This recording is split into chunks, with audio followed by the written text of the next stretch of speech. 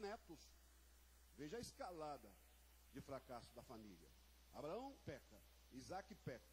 De repente Isaac prioriza. E aquilo criou elementos desajustados. Eu costumo dizer que a família, e falo isso, eu falei agora no setor 49, ela como agente que agrega, porque ela dá exemplo sociológico, biológico, psicológico e espiritual, ela pode estruturar e pode desestruturar o indivíduo. Eu citei 2 exemplos. Eu vou citar 2 exemplos para vocês de 2 jogadores de futebol. O Bruno e o Neymar. O Bruno, eu fui visitar o Bruno na cadeia, eu e o pastor Jorge Alice. O Bruno conhecia ele com 18 anos, quando ele aceitou Jesus em Belo Horizonte. Ainda jogava no infanto e no juvenil. O Bruno hoje está preso numa cela de 2x3, sem nenhuma regalia, porque não tem curso superior. O Bruno jogou no Atlético, jogou no Flamengo e tinha um pré-contrato com o Milan da Itália para ganhar 7 milhões de euros por ano. O Bruno está enclausurado, agora teve uma briga com ele na cadeia, vai perder regalia. Agora, por que eu estou dizendo isso para os irmãos? Olha a família do Bruno. O Bruno foi conhecer o pai dele morto na cidade de Neves, uma cidade da grande Belo Horizonte, com 30 tiros no corpo. O Bruno não conhecia o pai dele. Quando a polícia disse, seu pai está morto, é o seu pai. Quando ele descobriu o pai, ele foi conhecer o pai morto. A mãe do Bruno o desprezou, ele foi criado com a avó. E quase todos os filhos são criados com avós, têm problemas emocionais. A mãe do Bruno vivia uma vida de prostituição. Resultado, a família do Bruno o desestruturou. Está lá o homem, supostamente, o mandante do assassinato de Elisa Samúdio. O Neymar fez a mesma besteira, cometeu o mesmo erro, engravidou uma menina, mas por trás dele tinha uma família evangélica. O pai e a mãe. O pai segurou. O pai é um evangélico. Cometeu o erro, vai assumir, faz o DNA, dá pensão e pronto, e acabou, e cala a boca. Veja o que uma família pode fazer. Um está preso porque não tinha estrutura familiar. E outro cometeu a mesma besteira, mas está firme e assumiu. Erro. Mas a família estava por trás. Deu para entender por que eu fiz essa comparação? Abraão pecou, Isaac fez a mesma coisa e transmitiu aquilo que para até os netos. Porque aquele amor dividido gerou um problema sério de comportamento disfuncional, de ódio e de impacto negativo nos netos. Sabe por quê? Porque Jacó teve 13 filhos, 12 homens e uma mulher. E o pior, ele priorizou o amor a José. Olha o erro dele. Bom, a história é que ele tinha filhos com Bila, com Zilpa, com Leia e com Raquel. Com Raquel teve 2, teve José e Benjamim. Ele priorizou em José porque, na realidade, ele não amou Leia, ele não amou Lia, Zilpa e nem Bila. Na realidade, o amor dele era Raquel. Era a mulher dos sonhos dele. Então ele vai julgar toda a prioridade no primogênito da mulher que ele mais amou. E o problema ali, irmãos, se você analisar e fazer uma pequena exegese no texto, o problema do ódio não foi sonhos. Sonhos foram detalhes. O problema foi a túnica. 13 filhos esperando a resposta do velho Jacó. De quem é a túnica? Papai está fazendo uma túnica aí, pega um pedaço de pano colorido, faz um remendo daqui. Papai está querendo imitar aqueles reis que dão uma túnica de talar de uma larga para os príncipes. De quem será a túnica? Um belo dia, ou de manhã, ou de tarde, ou de noite, Jacó falou, vocês querem saber a verdade? Está todo mundo curioso. Não é seu não, Judá. Ainda que tu sejas um guerreiro. Não é você não, Naftali, ainda que seja sistemático. Rubem, não é você, mesmo que seja o primogênito. E nem você, ó rapinha do tacho. Benjamim, meu filho, está aqui o teu prêmio. Ali, ele desestruturou a família. Porque ele priorizou o amor. Já pensou se eu sou priorizar o Hélito, Paulo, Joel e Samuel? todos têm que levar o mesmo beijo, o mesmo abraço e o mesmo cheiro. É difícil? E acontece isso, tem que priorizar o mesmo beijo, o mesmo abraço, a mesma bênção. A mesma bênção.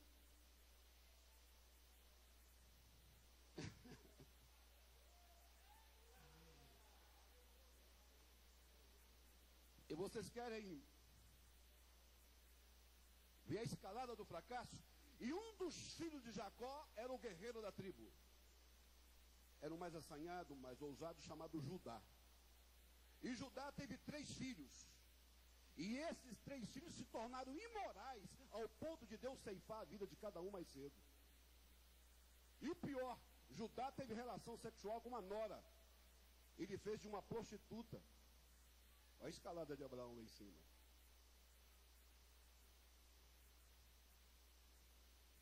São abismos puxando outros abismos.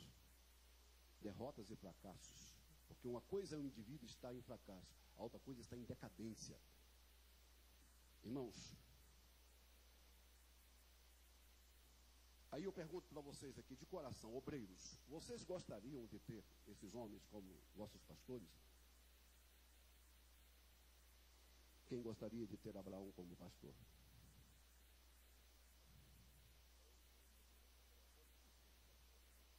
Quem gostaria de ter Isaac como pastor? Quem gostaria de ter Jacó como pastor? Pense bem, eu só estou falando mal, eu só estou malhando, eu só estou detonando a vida desses homens. Eu vos apresento o pastor Abraão. Quer ele como pastor?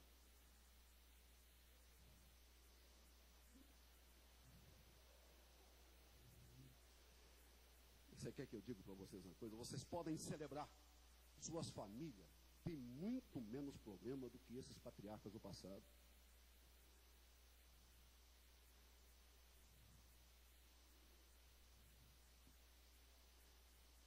Vocês querem saber mais? Por que Moisés incluiu na narrativa de Gênesis esses homens falhos, que têm pés de barro? Mas tem uma coisa, esses 3 homens, guarde isso aí no seu coração, foram os heróis da história de Deus.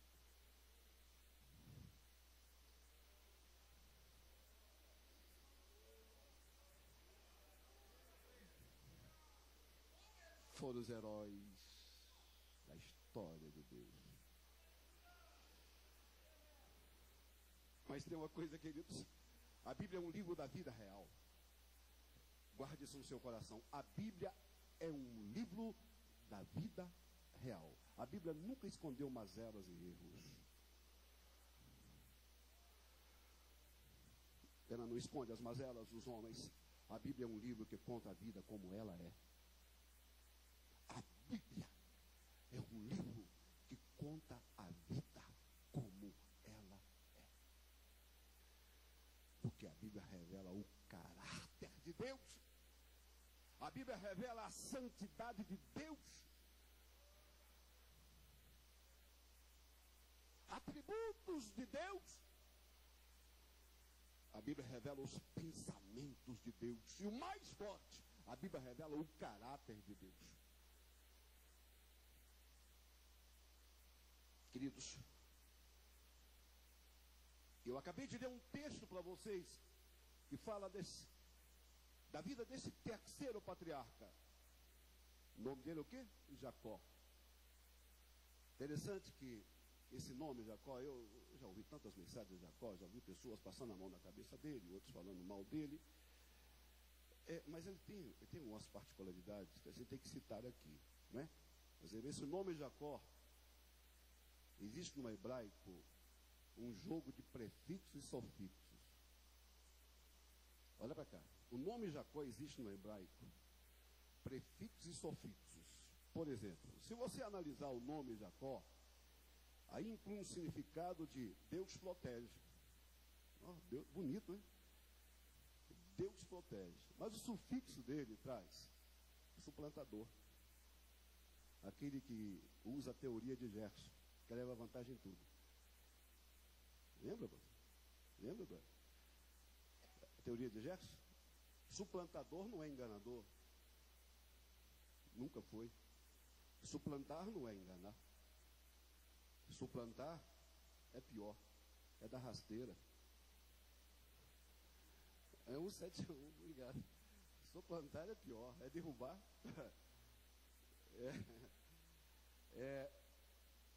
Suplantar é causar ruptura em toda a autoridade eclesiástica. Suplantar é ser desobediente à hierarquia da igreja. Você pode ser um suplantador, não fica só colocando defeito no velho Jacó, você pode ser pior do que ele. Quem suplanta, ele causa ruptura no ministério.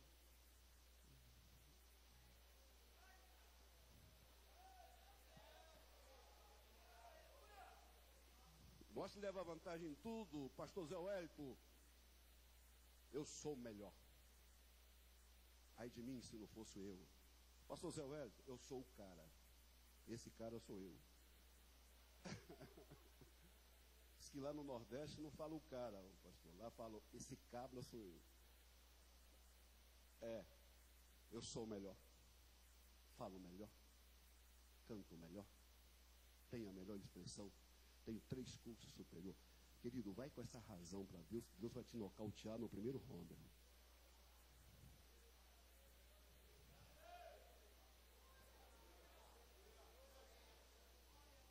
Vai para cima de Deus para você ver. Você não dura um segundo. Foi assim que aconteceu com Jacó. Talvez por isso que alguns assegurem que o nome Jacó significa enganador. Enganador era fichinha. Suplantar, eu já disse, significa eu querer enganar? Não. Será que uma mãe teria coragem de colocar o nome de filho de enganador?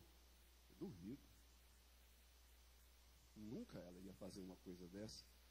Porque o nome de uma pessoa na cultura judaica era oriundo dos acontecimentos antes, durante e depois da sua vida secular. Ela jamais ia colocar o nome do meu filho de enganador.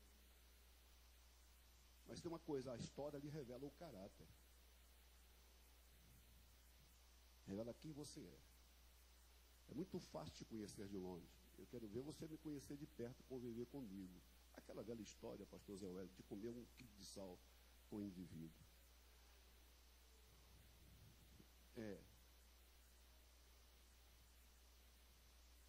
E não adianta, querido, você ter carisma se você não tem caráter.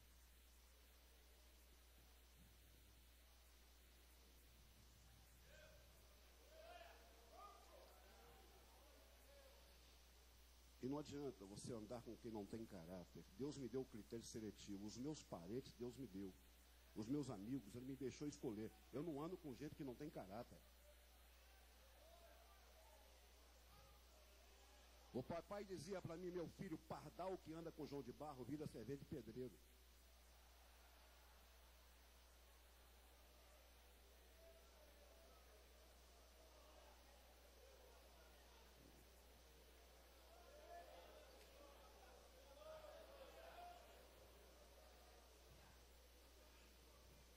Olha com quem tu andas. Não estou discriminando ninguém, irmãos. Não sou homofóbico, não somos homofóbicos, não discrimino ninguém, mas Deus me deu critério seletivo. Eu só ando com pessoas de bem. Eu escolho meus amigos. Isso não é discriminar, não. Eu tenho o direito de escolher o critério seletivo que Deus me deu.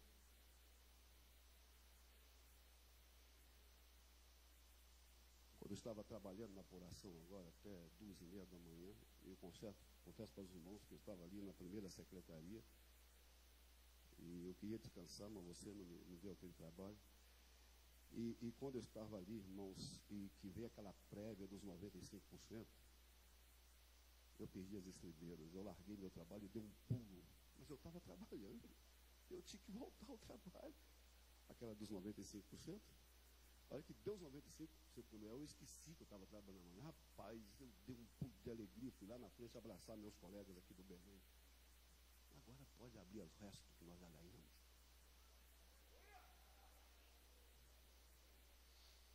Mas eu disse para um líder dessa nação, sabe quem é o seu pior inimigo? É você mesmo. Foi ele que foi lá atrapalhar nosso trabalho na mesa apuradora por causa do layout da mesa, preocupar com o layout de mesa. 4 intervenções desse homem, eu anotei que essa convenção me trouxe coisas na memória que eu nunca vou esquecer. As 4 intervenções que eu anotei no meu livro, as 4 foram de provocações, todas ao ponto de querer chamar o nosso presidente para o debate. E o pior, fora da mesa.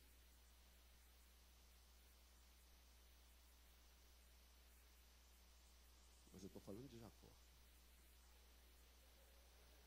Qualquer semelhança é mera coincidência. Coitado de Jacó. Queridos, outros asseguram que Jacó significa enganador, porque Esaú assim falou. Olha o que Esaú falou, olha para cá. Preste atenção nesse aqui. Esaú falou assim: não foi o seu nome justamente chamado Jacó? Olha a provocação.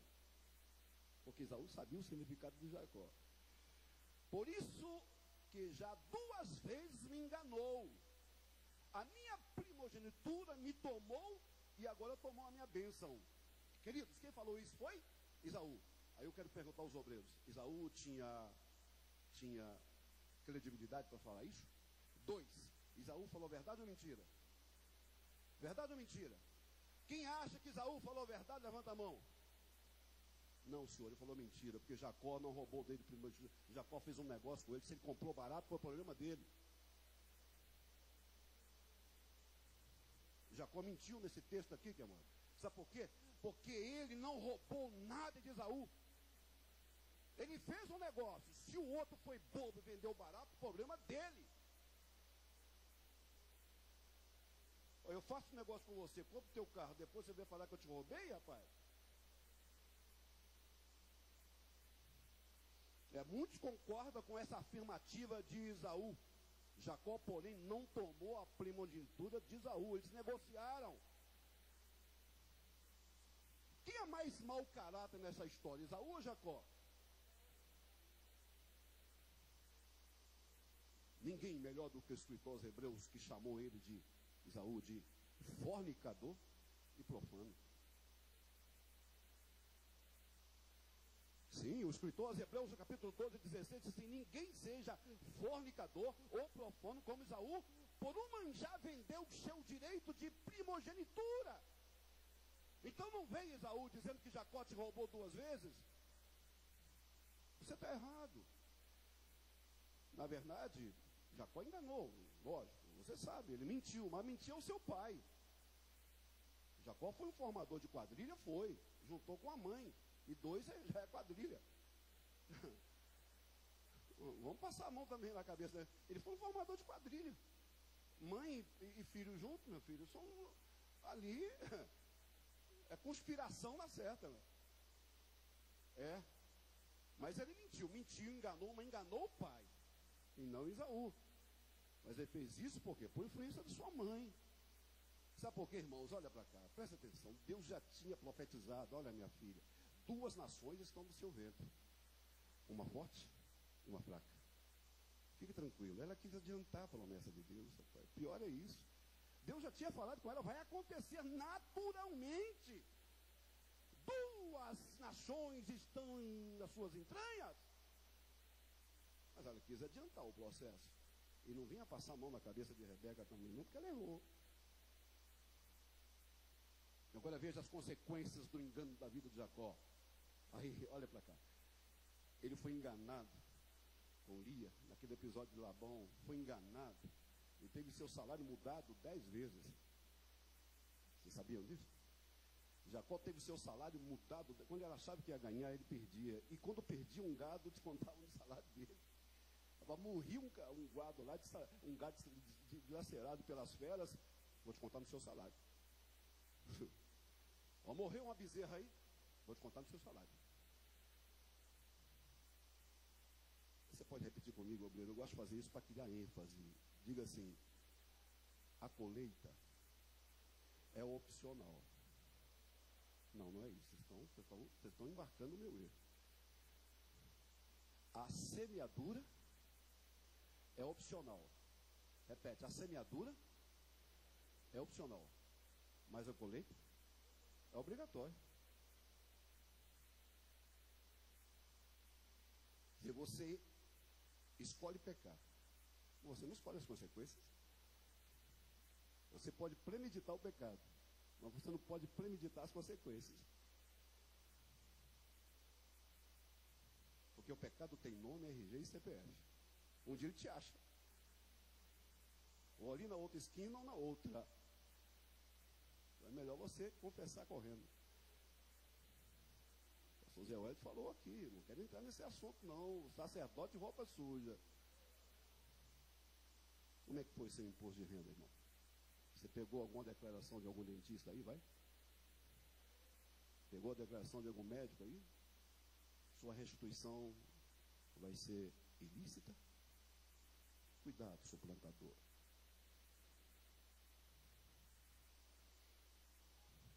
Você pode mentir ao leão, mas se você não mente ao leão da tribo de Judá.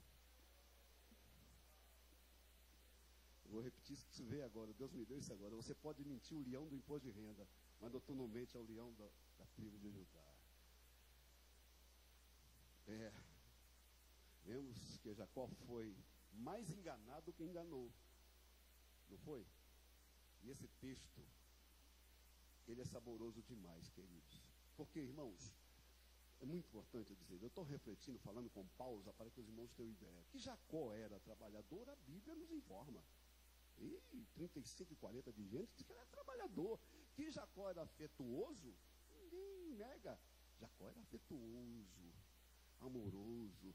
Gênesis 28 e 19. Jacó, mas também era astuto. Lá em Gênesis 25, 31 e 33. Jacó era até religioso. Ele era religioso, 28 e 10. Porém, era um crente carnal. Era filho de crente, fazia promessas de crente, cultuava ao Deus dos crentes. No entanto, tinha tremendos problemas no seu caráter. E quero que diga mais uma coisa, na formação de índole, pelo nascimento dele. A psicologia diz que é muito difícil mudar um caráter. É como se você quisesse perder peso, é muito difícil. Você tem que trabalhar aquilo todos os dias. Todos os dias. Além do seu caráter fraco, ele tinha inimizade com seu irmão Esaú. Jacó foi um homem que achou que podia ter bênção sem santidade. Jacó era um homem que achava que podia ter bênção sem santidade. O mesmo Deus de paz o santifique, o quê, hein? Hein? Plenitude do todo, das 3 funções do Espírito, nas 3 faculdades da alma, e nos 5 sentidos do corpo. O que tem que ter?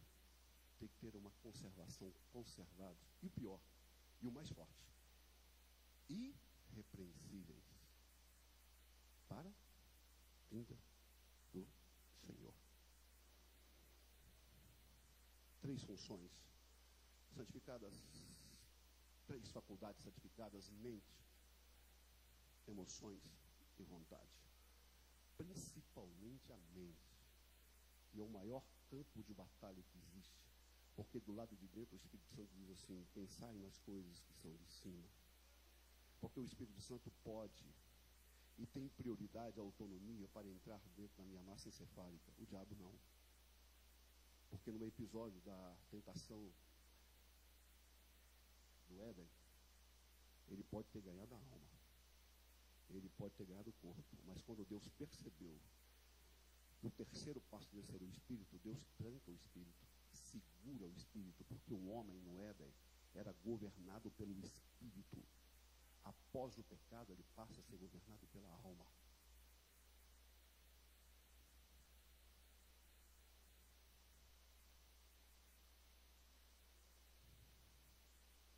E Jesus sabia disso. No episódio da morte, ele não diz: Pai, nas tuas mãos eu entrego a minha alma, nas tuas mãos eu entrego as minhas 3 funções, eu te entrego o meu espírito, porque eu preciso, com minha mente, com minhas vontades e emoções, resolver umas coisas que estão pendentes aqui. E Paulo, revelando aos Efésios 18, ele diz a pendência de diversas regiões inferiores, não com o espírito, mas com a alma.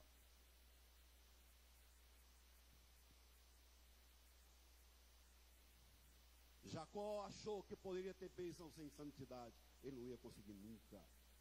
Olha, ele achou que podia andar de qualquer jeito. Mas tem uma coisa, a sua vida ficou amarrada enquanto ele estava no pecado.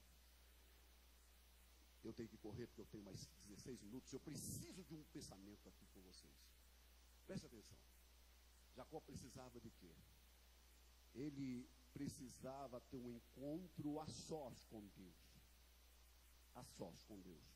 E quando ele pega toda a família, gados, utensílios, a família toda, se você perceber o texto com exatidão, ele passa por Manaim, para em Manaim, deixa a família em Manaim e prossegue a viagem sozinho, porque Manaim quer dizer acampamento de Deus, e o caráter dele não permitia que ele parasse no acampamento de Deus. No acampamento de Deus não entra mau caráter.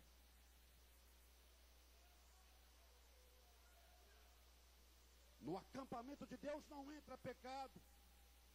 Ele teve consciência, olha a virtude do grande patriarca, ele teve consciência: mulheres, vocês não têm nada a ver com meu mau caráter, fiquem em Manaim, meus filhos fiquem em Manaim, nenhum de vocês que me ama me segue, porque eu não posso atribuir a vocês o que eu estou passando, fica, eu vou lutar com Deus.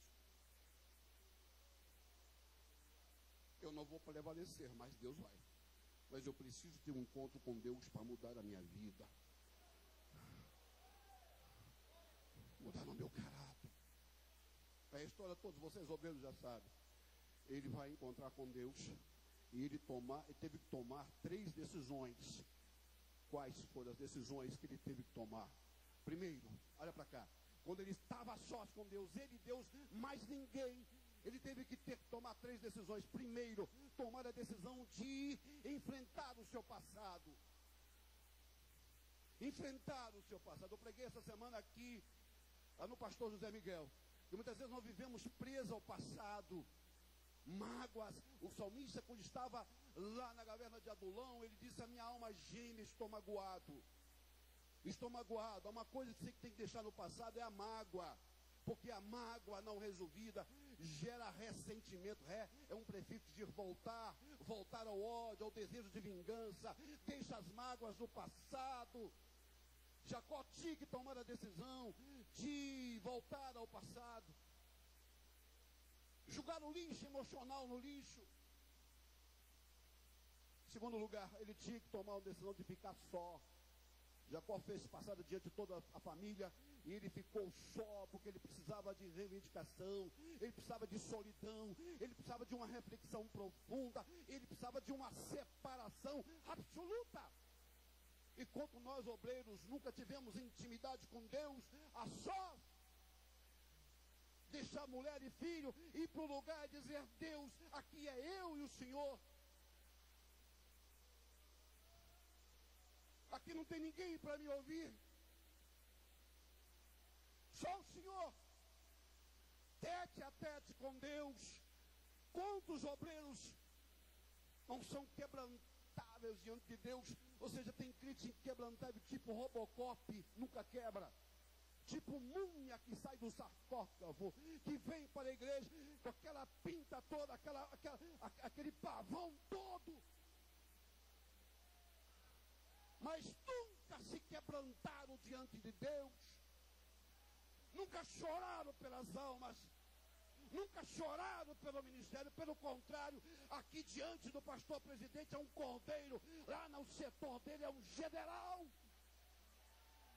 que maltrata, que não dá um terno para um presbítero, mas aqui até a saudação dele é humilde, hipócrita.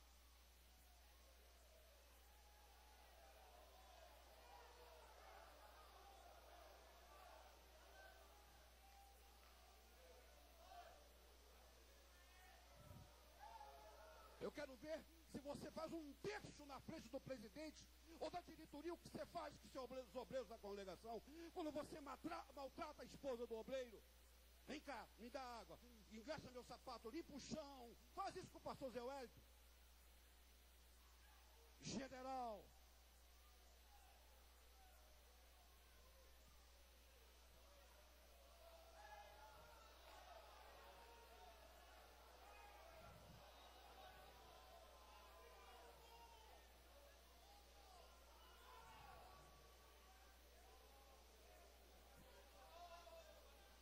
Jacó precisava ser quebrantado. Quebrantado. Crente inquebrantável é um adorador imprestável. Crente inquebrantável é um adorador imprestável.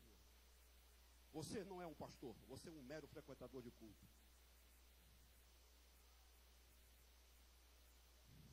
E frequentador de culto não sabe o que quer.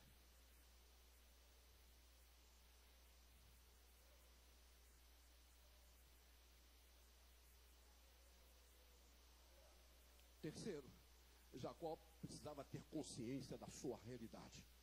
Jacó viu que não podia mais permanecer como estava. Porque ele tinha uma insatisfação pessoal. Ele tinha uma satisfação interior. Ele tinha uma insatisfação espiritual. Jacó estava com saudade dos cultos. Aí o que ele fez, irmãos? Ele foi ao encontro com Deus. E para encontrar com Deus, Jacó teve que satisfazer 2 requisitos. Primeiro, reconciliação. Terceiro, solidão. Solidão. Eu costumo dizer que pastores não têm muitos amigos. Pastores têm companheiros e muitos, mas amigos são poucos. Porque na realidade nós vivemos em solidão. É a mais pura realidade. Eu encontrei um pastor em Tocantins que tentou até o suicídio.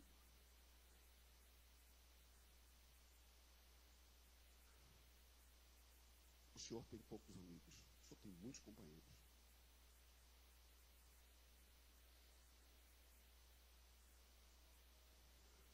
Tem hora que a gente tem que viver em solidão. Vida de pastor é um problema sério. O pastor Anselmo Silvestre, antes de morrer, dizia: se o pastor tem um carro bonito, ele é ladrão. Se ele tem um golzinho, ele não tem fé. Vai ter o gol. Se a família dele trabalha na igreja, a família é toda ditatorial. Se a família não trabalha, fala assim, não dá nem testemunho para a família ter cargo na igreja. Se o pastor tem uma casa bonita, ele é ladrão. Se tem modo de aluguel, ele não tem fé, miserável. Não presta para ser nosso pastor. O pastor Anselmo dizia isso. Isso é muito difícil, rapaz. Mas o encontro com Deus exige luta. Eu vou terminar. Irmãos, olha para cá. Esses pensamentos você precisa pegar. Obreiros, presta atenção. O encontro com Deus exige luta. Nunca é tranquilo encontrar-se com Deus. Eu vou repetir. Nunca é tranquilo encontrar-se com Deus. Pois esse encontro implica luta. Nossa natureza pecaminosa rebela contra a santidade de Deus. Eu vou dizer uma palavra forte para você. A pior desgraça para a alma é quando ela encontra com Deus. Sabe por quê? Porque tudo é desnudado. Tudo é desnudado. Isaías achou que era o cara no capítulo 1, 2, 3, 4 e 5. No 6, ele encontrou com Deus. E quando encontra com Deus, amigo, a alma derrete. Ai de mim. O cabra fazia assim, ai de você, ai de você, ai de você, ai de você. Celebridade, neto de Joás, filho de Amós, sobrinho de Amazias, primo primeiro de Uzias. E o pior, o top do Isaías, é da tribo de Judá. Ai de mim. Irmãos, quando essa alma encontra com Deus, essa luta, eu preciso que você preste bem atenção. Essa luta, esse encontro com Deus nunca é tranquilo. É nossa natureza pecaminosa que rebela contra a santidade de Deus. E quando há esse encontro, olhe bem, obreiros, que eu estou terminando. Quando há esse encontro, é carne versus espírito. É carne versus espírito. O espírito anseia por comunhão, oração, por dedicação, pela prática dos dons e princípios espirituais, mas a carne anseia por coisas que lhe dão prazer, que faz sentir bem, muitas vezes implica em corrupção, pecado e mentira. Quando você encontra com Deus, é o egocentrismo versus o altruísmo. O ser humano só pensa em si mesmo, nos seus problemas e nas suas necessidades, nos seus sonhos. É muito difícil abrir mão de si em favor dos outros. Quando você encontra com Deus, é egocentrismo versus altruísmo. Quando você encontra com Deus, é o desejo de ser servido versus servir aos outros. Ei, eu vou repetir isso aí. Você tem que pegar isso aí. Quando você encontra com Deus, é o seu desejo de ser servido versus servir aos outros. E vocês querem que eu diga uma coisa que que vai ficar gravado na sua memória. Preste atenção nisso aqui. Desejamos um encontro com Deus, desde que não tenhamos que servir os outros. Desejamos um encontro com Deus, desde que não tenhamos que servir os outros.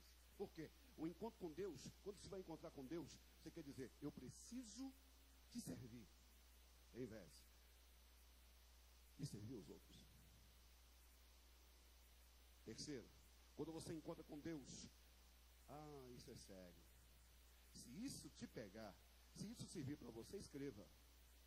Quando você encontra com Deus, é a pretensão de liderar versus submissão de ser liderado. Eu vou repetir, irmãos, eu tenho poucos minutos. Quando você encontra com Deus, é a pretensão de liderar. Deus, toca no pastor Zé Wellington para me dar um grande setor. Por que você não vai em encontro com Deus e fala assim, Deus, eu preciso de submissão para ser liderado? Olha, muita gente deseja um encontro com Deus, não para ser ensinada, admoestada, conduzida, mas porque deseja um aval divino para se proteger como líder. Deus quer liderar seus servos, mas muitas vezes o servo apenas usa para afirmar a sua liderança.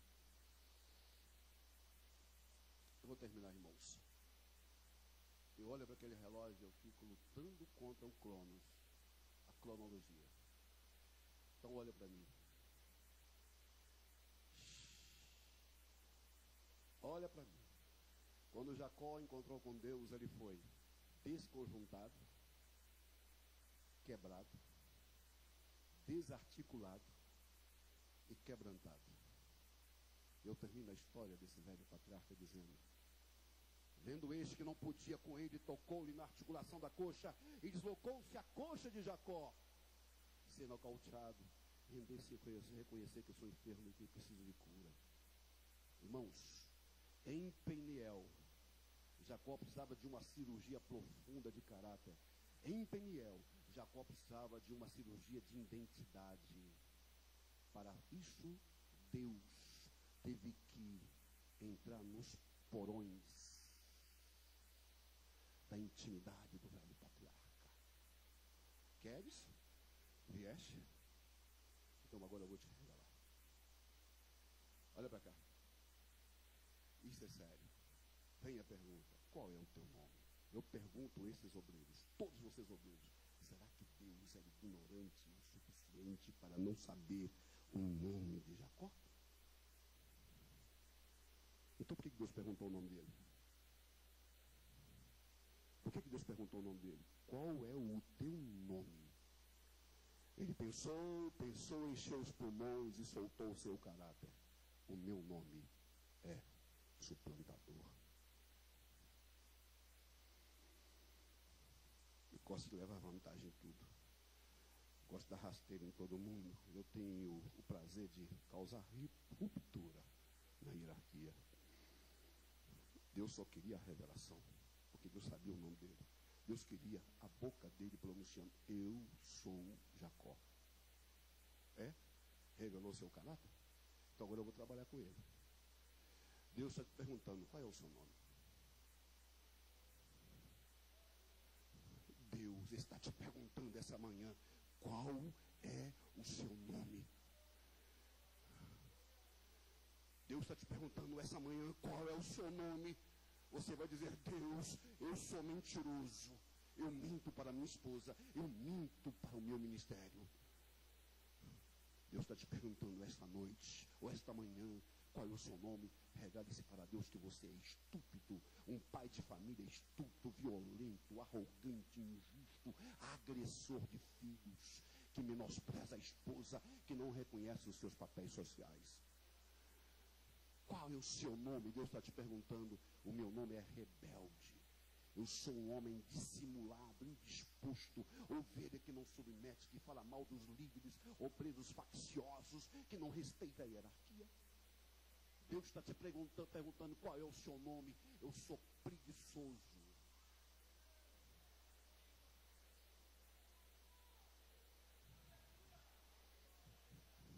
Revela o teu caráter para Deus. Eu sou preguiçoso. Lá na minha construção eu dou ordem, porque eu sou engenheiro de obras prontas. Eu não pego em nada, porque eu tenho presbítero e diácono. Eu não sou um trabalhador do Evangelho. Deus, eu sou um tremendo de um preguiçoso, que durma até às 10, 11 horas da noite. Deus está te perguntando o seu nome. Qual é o seu nome? Deus, eu sou insensível. Para dizer a verdade, Deus, eu sou cínico. Egoísta. Que não compadece com o sofrimento alheio. Às vezes até de pai e mãe, cínico em relação ao mover do Espírito Santo. Deus está te perguntando hoje qual é o seu nome. Responda, eu sou arrogante. Irmãos, vocês, os pastores vão concordar comigo. Olha, eu tenho nojo de obreiro arrogante, irmão. Que passa perto de você, nem te cumprimenta. Uns cabras porque tem geografia, advocacia, medicina. Os camaradas porque tem curso superior. Passa perto de você como se tivesse um cachorro. Nem a paz do Senhor ele te dá. E eu já vi isso aqui hoje, aqui aconteceu.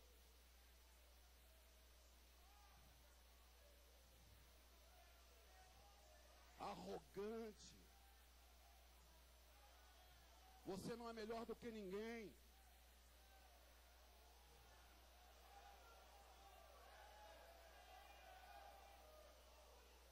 Você não é mais santo do que os outros. Eu tenho que terminar, fechar minha Bíblia e dizer uma coisa para vocês. Quando ele se revela para Deus, diz: agora você se revelou, você se abriu, agora é comigo. Agora eu vou te fazer um herói.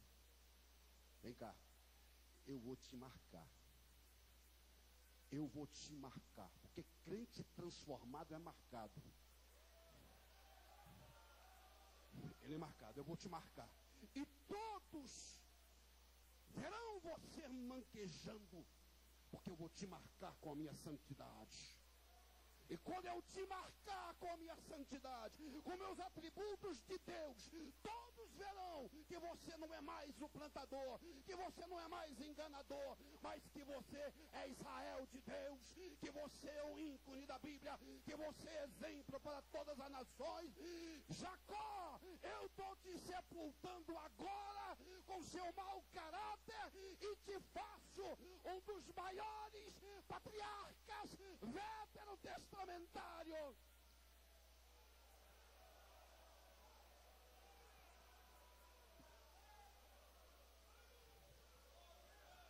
Obreiro que não tem caráter, deixa Deus te marcar. Abra o coração, dilata o coração, e Deus vai te marcar com o Espírito Santo. O teu ministério será o mover do Espírito. Você vai navegar sobre as águas do Espírito. Quando você pregar, Jesus vai batizar com o Espírito Santo. Quando você pregar, Jesus vai curar. Quando você ensinar, Jesus vai te usar.